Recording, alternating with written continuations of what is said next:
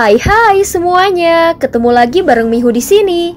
Oh ya, kali ini Mihu akan membawakan alur cerita Donghua yang berjudul Battle Through the Heaven. Mihu mengingatkan sekali lagi ya bahwa konten ini full spoiler. Tanpa lama-lama lagi, yuk langsung aja kita masuk ke isi ceritanya.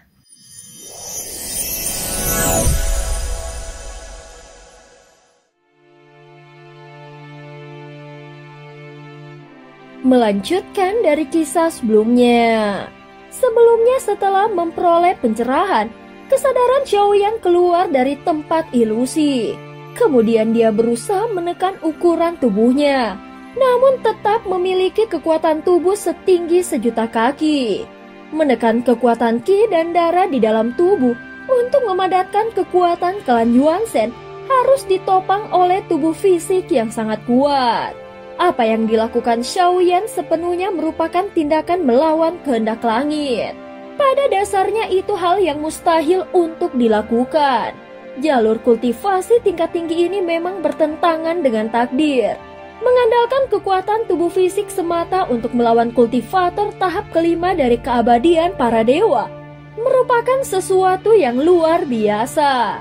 Di dalam dunia ini sangat sedikit yang bisa menandingi kekuatan tahap kelima hanya dengan tubuh fisiknya. Mungkin hanya para klan Yuanzhen sejati atau segelintiran orang yang mendapatkan anugerah surgawi di tubuhnya yang bisa mencapai hal seperti itu. Namun Xiaoyan justru memilih jalan yang melawan takdir. Memaksa kekuatan darah dan energi mengalir deras di dalam pembuluh darahnya yang terbatas. Konsekuensinya bukan hanya pembuluh darahnya harus menahan tekanan ekstrim. Yang lebih menakutkan adalah darah yang mengalir dengan kecepatan luar biasa di dalam tubuhnya. Xiaoyan harus mengecilkan ukuran tubuhnya menjadi hanya 50.000 kaki. Saat ini seluruh tubuhnya memancarkan cahaya keemasan. Di bawah permukaan kulitnya, aliran darah yang mengalir cepat itu bisa terlihat dengan mata telanjang. Namun pembuluh darahnya mulai tidak sanggup menahannya lagi. Sepertinya ukuran 50.000 kaki sudah mencapai batas maksimal. Tubuh avatar Yuanzhen ini sudah sangat kuat. Namun dalam kondisi tekanan seperti ini, bahkan pembuluh darah sekuat itu pun masih tidak sanggup bertahan. Jika ingin mencapai kekuatan tubuh 1.000.000 kaki, maka pembuluh darah ini harus diperkuat lagi. Saat berikutnya tubuh asli Xiaoyan mengulurkan tangannya dan dari telapak tangannya muncul 3 aliran api. Dengan kekuatan api ini, dia akan menguatkan pembuluh darah tubuh avatar Yuanzhen-nya. Dia akan memadukan darah avatar Yuanzhen miliknya dengan kekuatan api. Sehingga avatar Yuanzhen ini akan memiliki kekuatan tubuh aslinya. Cahaya takjub melintas di mata Xiaoyan. Bagaimanapun, avatar Yuanzhen tetap menjadi bagian dari tubuh aslinya. Mereka tumbuh bersama dan saling melengkapi satu sama lain. 3 nyala api itu berubah menjadi cahaya dan menyatu ke dalam tubuh avatar Yuanzhen setinggi 50.000 kaki itu.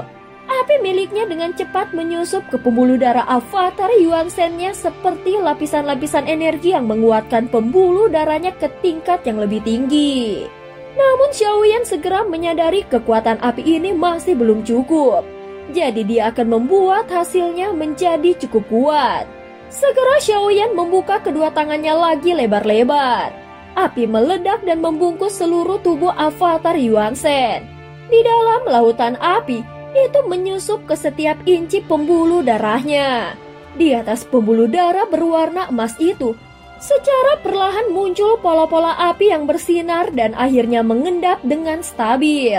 Meskipun ukuran tubuhnya telah diperkecil dari 1.000.000 kaki menjadi 50.000 kaki, namun ukuran tubuh ini tetaplah sangat besar dan belum cukup fleksibel. Namun itu bukanlah tujuan akhir dari Xiaoyan. Apa yang dia inginkan adalah agar tubuh avatar Yuanzhen-nya bisa seukuran seperti manusia biasa dan menyimpan kekuatan luar biasa dari tubuh 1.000.000 kaki.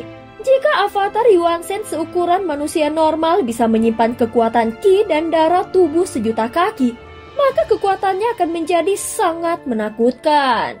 Setelah 3 kali penyucian dengan jantung api, Xiaoyan kembali menggunakan kekuatannya. Kali ini avatar Yuan Shen diperkecil hingga hanya 5.000 kaki. Masih belum cukup. Kalau begitu, akan kugunakan guntur untuk memutus pembuluh darahnya. Segera 3 helai petir melesat keluar dan menyatu ke dalam tubuh avatar Yuan Shen. Petir itu menyapu dan menyucikan tubuhnya lalu menyentuh ke dalam pembuluh darahnya. Sesaat kemudian di atas pembuluh darah yang telah memiliki pola api muncul pola petir yang membungkusnya. Kedua pola berbeda itu justru saling berpadu dan akhirnya di dalam tubuh avatar Yuan Shen terbentuk pembuluh darah api petir. Tubuh raksasa setinggi 5.000 kaki pun memadat menjadi bentuk manusia normal.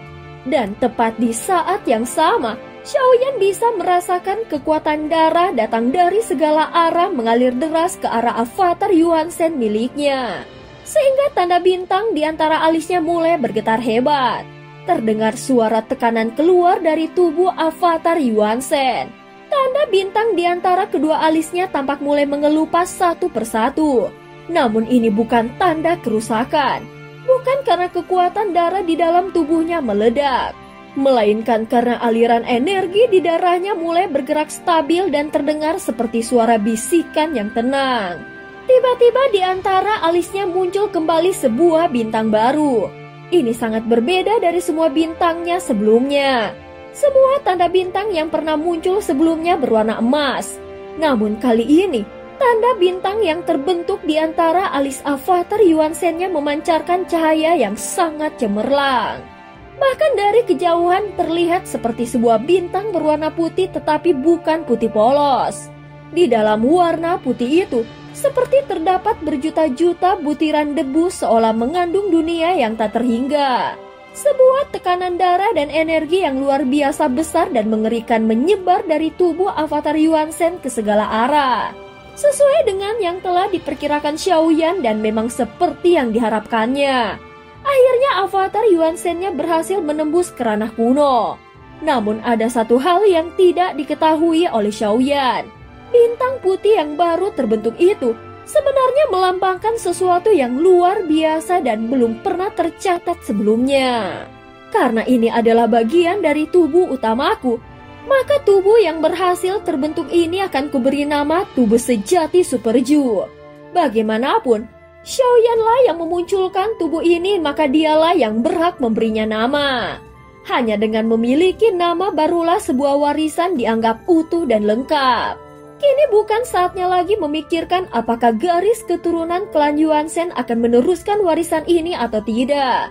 Lagi pula, klan Yuan Shen telah punah di dunia ini. Mungkin avatar Yuan Shen milik Xiaoyan adalah klan Yuan Shen terakhir yang masih hidup. Kekuatan darah avatar Yuan Shen Superju yang dipadatkan dari ukuran 1.000.000 kaki, meskipun ditopang oleh pembuluh darah api dan petir, namun itu hanya bisa bertahan untuk waktu yang terbatas. Apalagi karena kecepatan aliran darah klan Yuan Shen yang sangat luar biasa. Kulit Xiaoyan menjadi bersinar terang keemasan. Bahkan dari tubuhnya memancarkan uap panas putih. Siapapun yang berada cukup dekat darinya bisa merasakan panas tubuhnya. Seolah-olah api menyala di sekelilingnya. Setelah Xiaoyan berhasil memadatkan kekuatan darah dari ukuran 1.000.000 kaki, kekuatan yang terkandung di dalam tubuhnya jauh lebih besar daripada sebelumnya. Seolah-olah seluruh bidang energi telah dipadatkan ke satu titik pusat. Xiaoyan perlahan menyadari kekuatan avatar Yuan Shen Superju bisa dikontrol sepenuhnya, sehingga dia bisa memperbesar atau memperkecil ukurannya sesuka hati. Dan karena ini dia telah menembus ke ranah kuno, maka batas maksimal dari kekuatan klan Yuan Shen Superju mungkin bukan lagi 1.000.000 kaki. Dengan kata lain, batas kekuatan tubuh fisiknya akan terus meningkat, seiring dengan pertumbuhan kekuatannya. Namun jalan kultivasi avatar Yuan Shen ini akan menjadi jauh lebih sulit di masa mendatang. Dapat dikatakan bahwa klan Yuan Shen ranah kuno berpotensi untuk melawan para kultivator dari tahap kelima keabadian para dewa. Meskipun apakah bisa benar-benar setara atau tidak, itu masih diperlukan di dalam pertarungan nyata. Setelah itu avatar Yuan Shen kembali menyebarkan energi darahnya. Aliran darah pun perlahan melambat dan nafasnya kembali stabil seperti biasa. Kemudian dia menyatu kembali dengan tubuh utama Xiaoyan.